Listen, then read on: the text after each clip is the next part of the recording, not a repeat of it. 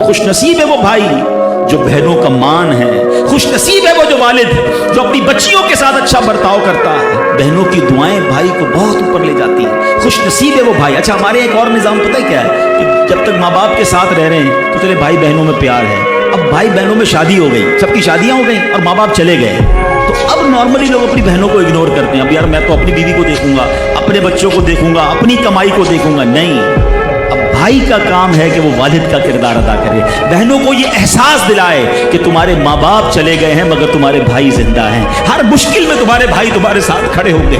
کبھی بہنوں کو یہ ریئلائز مت کرانا کہ وہ اکیلی کہیں کسی پرابلم میں ہو، وہ اکیلے میں سوچے کہ میری ماں ہوتی تو میں کس سے ماں سے بات کر لیتی، باپ ہوتا تو میں باپ سے کہہ دیتی، بھائی کو کیا کہوں وہ تو سنتا ہی نہیں ہے۔ ایسے بھائی آج بھی کہ بہنیں انہیں اپنا دکھ بھی شیئر نہیں کرتی ہیں، بلکہ بھائیوں کو پڑی ہی نہیں ہے بہن کدھر گئی۔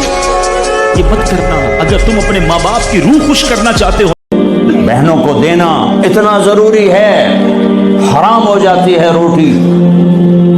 میں نے مولانا جمشید صاحب میرے استاد ہیں، میں نے ان سے تفسیر پڑھی۔ میں ایک دن شہد کی بوتل لے کر گیا، پرانی بات ہے 76-77۔ میں نے کہا حضرت یہ ہدیہ ہے۔ فرمایا کہاں سے لائے ہو؟ کہ میرے اپنے باپ ہے۔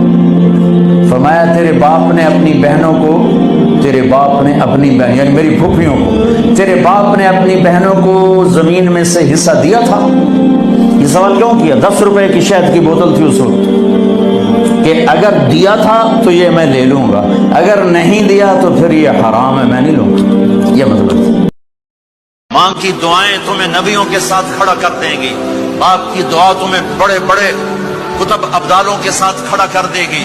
والدین کو خوش کرنا، جو صبح صبح والدین کی صرف ایسے جا کے دیکھ لے، نہ سلام کرے نہ حال پوچھے، بس یوں دیکھ لے محبت سے، صبح سے شام تک جنت میں 2 دروازے اس کے لیے کھل جاتے ہیں۔ صبح سے شام تک جنت میں 2 دروازے کھل جاتے ہیں۔ اگر آپ کے ماں باپ یہاں ساتھ ہیں تو اپنی جنت بنا لیں، ان کے مرنے سے پہلے پہلے اپنی جنت بنا لیں، ان کی دعا لے لیں۔ ہمارا ایک نوجوان ذمہ دار تھا، نہ نماز نہ روزہ نہ حج، کچھ بھی نہیں، اور غافل زندگی۔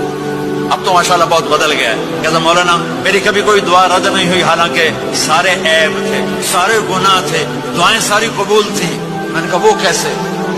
کہ میں رات کو جا کے اماں کو بھی دباتا، اور اب بہت بڑا ذمہ دار اپنی ماں کو بھی دباتا، اپنے باپ کو بھی، پھر دونوں کے پاؤں یوں اپنے باہوں میں لے کر ان کو چومتا اور ان کے سر رکھ کے دعا کرتا، میری ہر دعا قبول ہوتی تھی۔ تم نے ماں باپ کے قدموں تلے اپنی دعائیں تلاش کرو، خاص طور پر اپنی ماں کے قدموں تلے جنت تلاش کرو۔